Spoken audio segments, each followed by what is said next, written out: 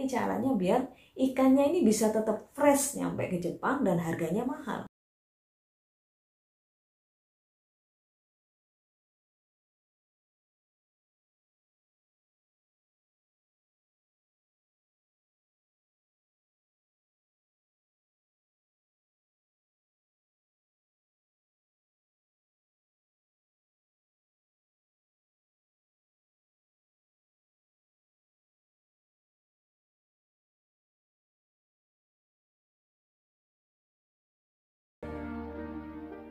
A'udzubillahiminasyaitonirrajim. Bismillahirrahmanirrahim. Assalamualaikum warahmatullahi wabarakatuh.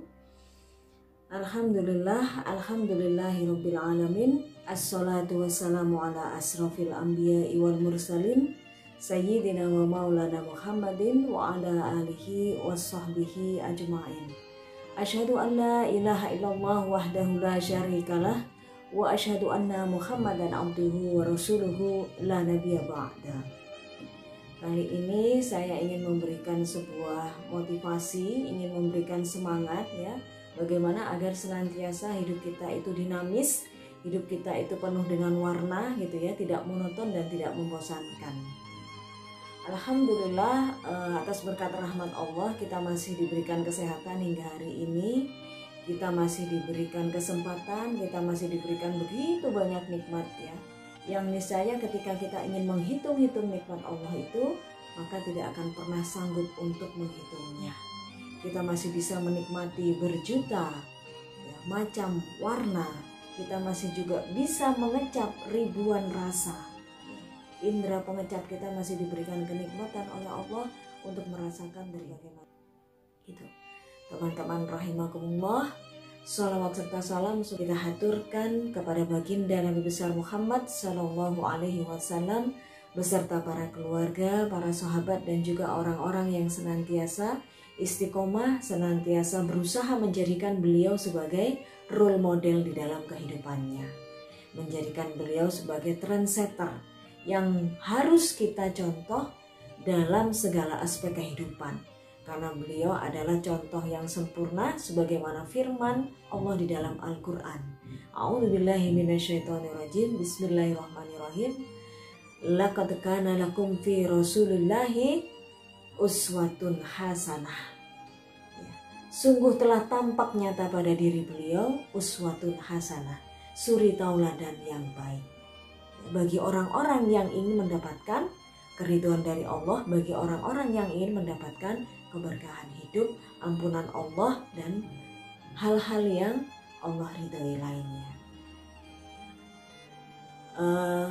Sebagaimana yang saya sampaikan tadi di depan, bahwa saya ingin menyampaikan sebuah motivasi, sebuah penyemangat ya, agar senantiasa kita itu semangat di dalam hidup kita, tidak loyo, tidak kemudian gampang down, tidak kemudian hopeless gitu kan. Tidak kemudian kalau kata orang Jawa itu nggak mutungan gitu ya. Jadi ketemu masalah dikit ya, kemudian dia merasa bahwa dirinya adalah orang yang paling menderita di dunia, orang yang paling sengsara, orang yang paling banyak cobaannya. Nah, banyak sekali ya, sikap-sikap ya reaksioner atau kemudian emosional yang banyak ditunjukkan oleh ya teman-teman kita, baik itu muslim maupun muslimah. Nah, ini adalah sikap yang seharusnya kita bisa manage. Kita harus bisa untuk apa? Meminimalisir dan juga bisa menata. Ya, menatanya, menata emosi kita, menata hati kita dan juga yang berkorelasi terhadap sikap kita kemudian. Gitu. Nah, terlebih dahulu ingin saya jelaskan ya dengan melalui sebuah cerita, agar kita itu senantiasa bisa bersemangat dalam melakukan aktivitas. Dulu ketika saya kuliah di Institut Pertanian Bogor ya, banyak sekali dari dosen-dosen saya itu yang punya usaha, dia punya tambak gitu ya. Mereka punya usaha-usaha ya di bidang perikanan yang itu skalanya nasional bahkan internasional ya. Sudah melalui levelnya itu ekspor impor lah, bisa dikatakan seperti itu. Nah, suatu ketika beliau itu menceritakan tentang kebiasaan atau aktivitas yang dilakukan oleh para nelayan yang ada di negara Jepang gitu. Kebetulan saya dulu kuliahnya jurusan Fakultas Perikanan dan Ilmu Kelautan gitu ya. Jadi memang ceritanya ya seputar ikan gitu. Jadi seorang dosen mengatakan bahwa orang Jepang itu ya sangat gemar sekali makan ikan.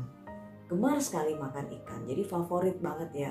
Kalau misalnya kita lihat nih restoran-restoran Jepang yang ada di Indonesia ya, contohnya Hoka Hoka Bento misalnya seperti itu.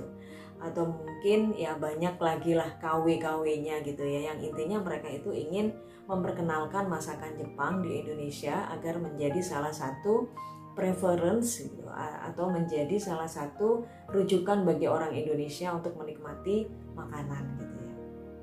Nah, karena saking gemarnya ya orang-orang Jepang itu makan ikan, maka persediaan ikan di sekitar perairan Jepang itu semakin lama semakin menipis gitu. Nah, karena persediaannya semakin menipis tetapi mereka tetap harus mengkonsumsi ikan, maka nelayan-nelayannya itu biasanya mereka mencari ikan jauh tempatnya gitu. Karena tempat yang jauh maka mereka membutuhkan waktu berhari-hari bahkan berminggu-minggu. Nah, ketika kemudian mereka itu mengambil ikan dimasukkan ke dalam perahu, mengambil ikan dimasukkan ke dalam perahu ya. Kemudian karena jaraknya yang jauh, ketika mereka sudah berhasil untuk menjala ikan atau berhasil mengumpulkan ikan, mereka bawa pulang lagi ke Jepang. Apa yang terjadi ketika sampai di Jepang? Ya, karena waktunya berhari-hari yang mereka butuhkan, apa yang terjadi? Ikannya mati. Masih segar sih, tapi mati. Kemudian bagaimana dengan harganya? Ketika dijual di pasar ikan, laku? Tidak. Kenapa tidak laku? Karena masyarakat Jepang, ya orang-orang di Jepang itu tidak suka ikan yang sudah mati, ya walaupun masih layak konsumsi, nggak suka ikan yang mati. Kemudian nelayan Jepang itu berpikir keras gimana caranya hasil tangkapan mereka itu ketika sampai di Jepang ya dijual itu bisa laku. Maka mereka berpikir, wah kalau begitu di dalam perahunya, di dalam kapal tangkapan ikannya disediakan freezer ya. Kembalilah mereka itu berlayar mencari ikan ya. Ikan yang diperoleh dimasukkan ke dalam freezer. Ikan yang diperoleh ditangkap dimasukkan ke dalam freezer ya. Kemudian mereka pulang kembali, sampai di Jepang mereka jual.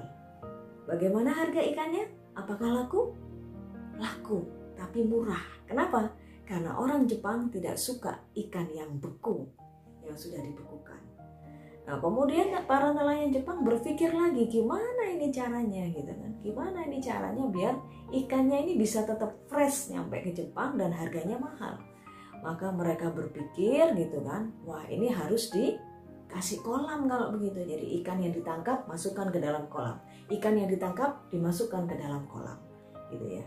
Nah, karena jarak yang harus ditempuh itu cukup jauh dan membutuhkan waktu, maka lama-kelamaan karena kebanyakan berenangnya di dalam kolam buatan yang sudah disediakan di dalam kapal nelayan, maka lama-kelamaan ikan itu akan bergerak dengan lambat gitu.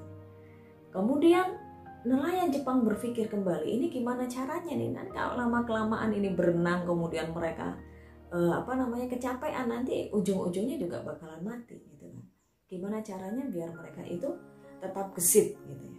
Tidak kemudian gerakannya lambat dan gerakannya menjadi loyo gitu. Maka kemudian mereka berpikir memasukkan anak-anak ikan hiu, jadi hiu-hiu kecil ke dalam kolam itu.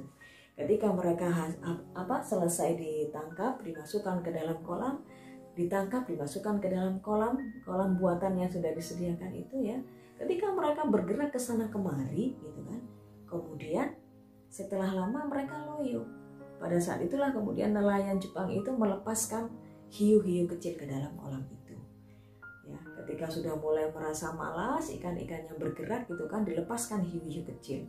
Begitu melihat hiu-hiu kecil ada di belakang mereka, maka ikan-ikan itu akan berlari karena ketakutan, gitu kan. Berlari ke sana kemari, berlari ke sana kemari. Sehingga dengan begitu perjalanan waktu yang menempuh jarak yang cukup jauh ya, tetap membuat ikan itu bisa gesit berenang ya. Dan apa yang terjadi ketika sampai di daratan, ikan tersebut ya dijual di pasar, bagaimana? Laku ya. Kenapa? Karena mereka tetap segar, mereka tetap gesit. Nah, begitu juga dengan hidup kita. Jika hidup kita selalu ingin dinamis, hidup kita selalu ingin bersemangat, maka hadirkanlah hiu-hiu kecil ke dalam kehidupan kita. Gitu ya. Nah, hiu-hiu kecil itu bisa berupa apa? Misalnya ya, kita pengen membuat sebuah karya. Katakanlah buku kecil dulu, nggak usah buku-buku yang tebal gitu ya. Buku kecil aja, misalnya kumpulan dari postingan kita yang sudah sekian tahun kita posting di Facebook, itu bisa kita rearrange gitu ya, bisa kita susun kembali gitu ya dalam bentuk sebuah buku-buku kecil. Yang itu mungkin di situ ada kutipan-kutipan semangat, ada ayat-ayat, ada hadis-hadis, itu bisa kita bukukan ya. Kemudian kita tambah, kita edit gitu kan. Nah, ketika misalnya kita menyusun buku yang kita inginkan itu, kita terlebih dahulu sudah menentukan deadline.